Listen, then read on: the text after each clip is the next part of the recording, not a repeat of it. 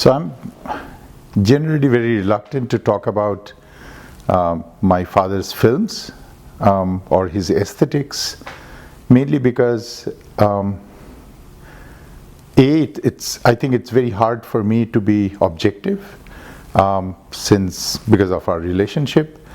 And even if I achieve that, even if I can somehow manage to be objective, I don't think I can convince others that I am. So it's best I decided not to ever go into his films and there are many other people who can do it much better than I can.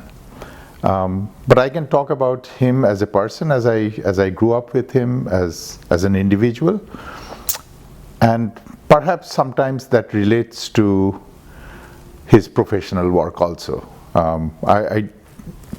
I think these two things, personal life and their work, are always intimately connected, or at least there are some traces. He was a very disorganized person, extremely disorganized in almost everything he did. And in some ways you can also see it in his films. So for example, he would always write scripts. I don't think he followed his scripts, though he wrote them. The script acted more as a guideline during his shooting, but he absorbed things from while shooting a film. He would get influenced by the surrounding, by the people who are acting in it, by just the audience who are watching him shoot. And all of these things, or maybe early in the morning he would wake up and make changes. So his final product, what he shot, was very different from his script. In some films where the storyline is more complex or the structure is more complex, like In Search of Famine, Akale Shandhane, where you can see he probably had to follow the script a little more strictly because the structure is very complex. But then there are other films like Bhuvan Shom where most of it was improvised while he was shooting, or interview. Whether that was the right thing to do or not is kind of immaterial, because that's what he was. He reacted to his time very acutely in a very emotional way.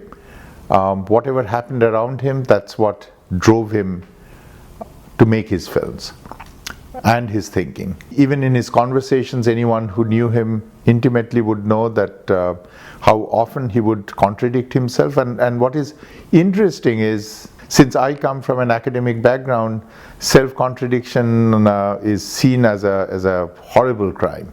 And that's why I don't think he would have ever become an academic in any meaning of that term, because he was not only he constantly contradicted himself, he was not ashamed of it.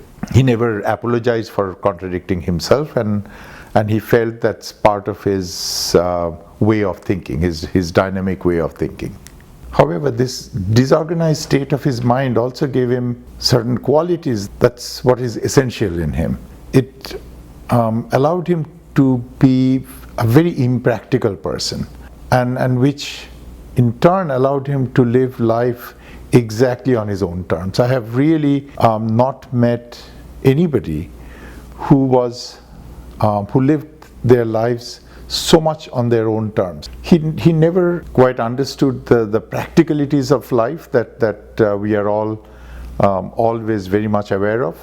He would do things that are utterly impractical. And so, for example, when I was very young and I was sort of protected from it, they tried to hide this fact from me, that they were going through an extremely poor, almost poverty-stricken state in their life. There was no income. My uncle, who often lived with us, had a more steady income, and he supported us to some extent. Otherwise, it would have been very difficult for them to even survive. I heard stories from my mother of many days when they wouldn't have anything to eat. I also heard from her that at one point they even contemplated killing themselves because things were not working out. But still, it never occurred to him to compromise on the kind of films he wanted to make. And this is not, I mean, it may be seen as a sign of greatness, and that's how probably it will be interpreted today or in the future. But I know it was more of his impractical sense of existence. The basic necessities of life were extremely unimportant to him. So coming back to his script writing, so earlier, whenever in my childhood, I remember whenever he had to make a film, like any filmmaker, he thought he needs to write a script. And our house was too small and noisy, there were too many people, he was surrounded by friends, so he couldn't concentrate or write in our house. So his habit was always to go for a small, some small town nearby, very near Calcutta, and stay there in a hotel for 7 days and write the script. These were nothing fancy. I remember Bhuvan Shom's script was written in a typically South Indian hotel, not very far from our home, in a busy, crowded street, and because it was convenient and I could take his mail every evening. So one time I remember he decided to go to Puri, which is a sea resort town close to, not very far from Calcutta. So one evening, one of our family friend, and they were one of the few family friends who had a car, they came and told me and my mother that I'll take you somewhere.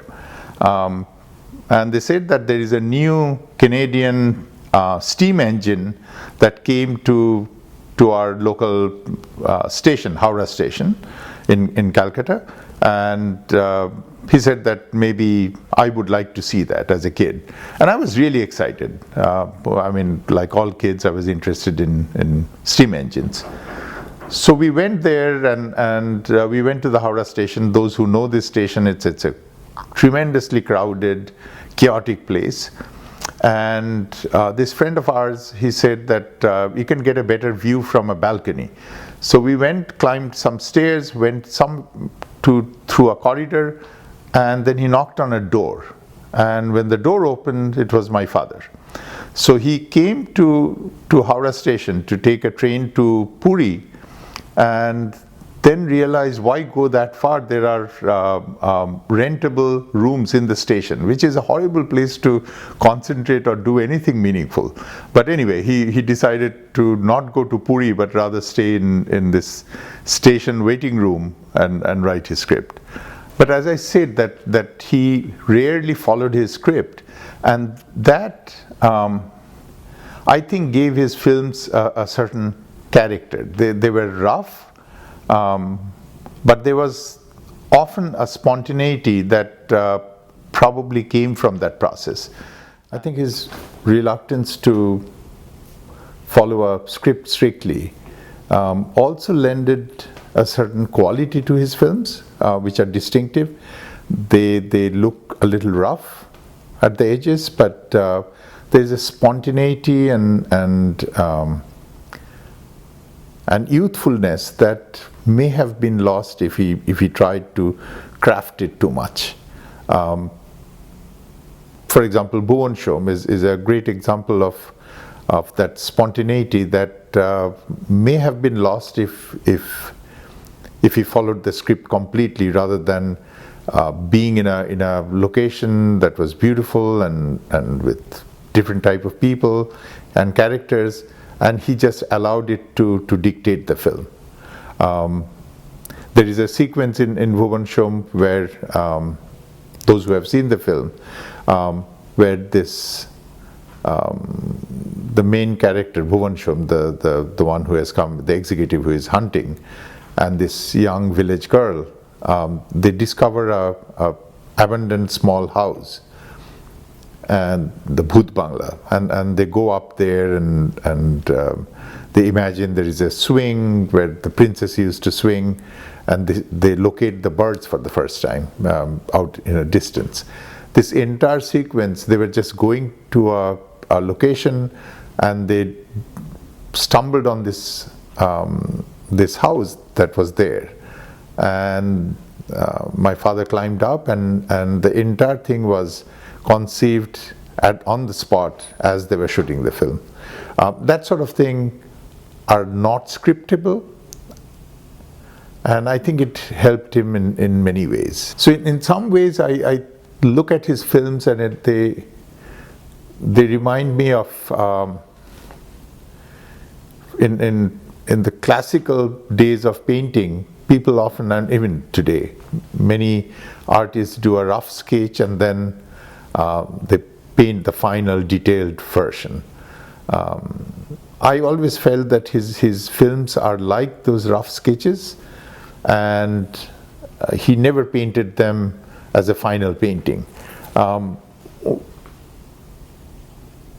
they have the quality that you often see in these rough sketches of paintings, which are more lively, more vibrant.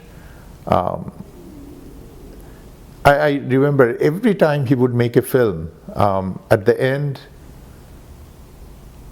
of course, when the film is new, he is in love with it, and then he would defend it if somebody criticizes it.